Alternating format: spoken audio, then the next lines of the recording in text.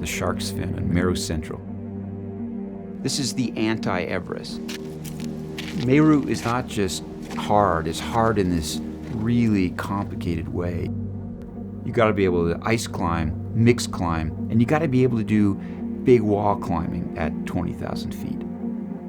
It's all that stuff wrapped in one package that's defeated so many good climbers. That, to a certain kind of mindset, is an irresistible appeal.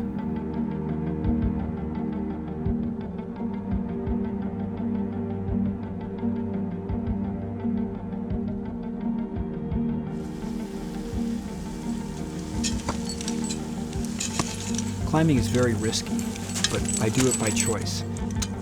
When I'm on the rope with that risk above, I'm in control of my destiny. If I let go, boom, I'm gone dead. I hang on to it, I get to the top, I have this endorphin reward from within.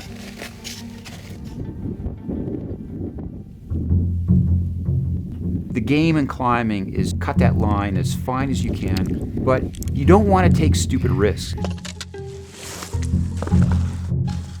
You're supposed to show that you're so good and so controlled that you can take it right to that line and go no further. And sure, part of that's competitive, but a challenge for which the outcome is guaranteed isn't really a challenge in the weird moral universe of climbers. The challenge has to be real. Defeat has to be a likelihood, death a possibility. Every single day, it seemed like there was some insurmountable obstacle. But your comfort level and your threshold for the acceptance of risk, I think for me, it's tied directly to what I want to get out of life.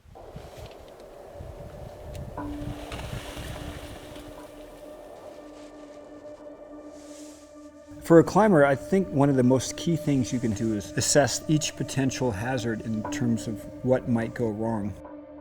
What would a fall on a traverse look like? If you fell at this point, what would happen? Or if you dropped your food, what would happen? What could that worst case scenario be? When you head off on an expedition, you have to be convinced that you can do it.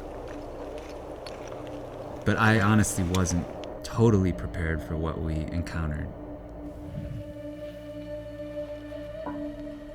It's hard to overstate what kind of condition we were in. Barely. Yeah.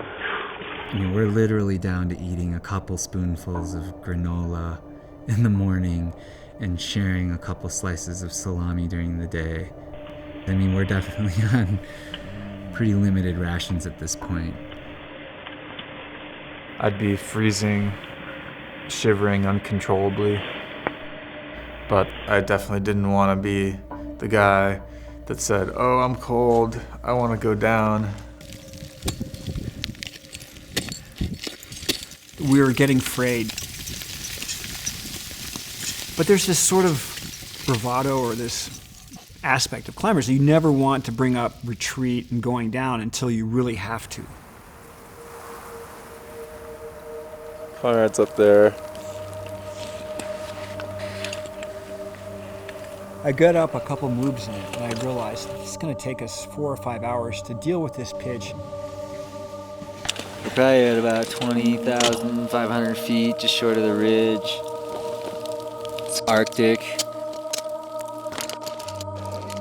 Probably another 500 feet to the summit.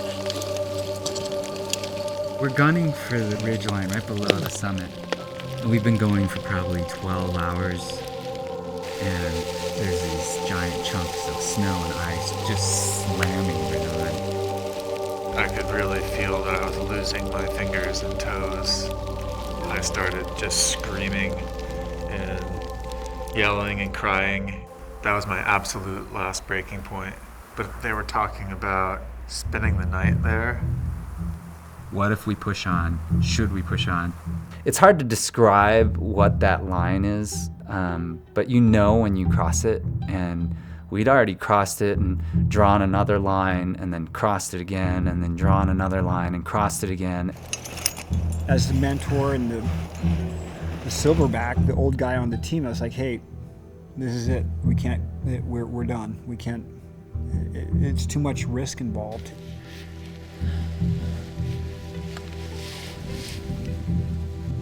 We know the standard Sisyphus tale. He has to start at the bottom of hell and he rolls this boulder up this steep peak.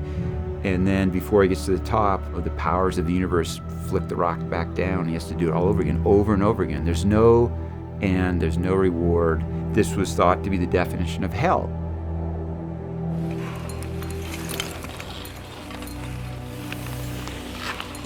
It's over.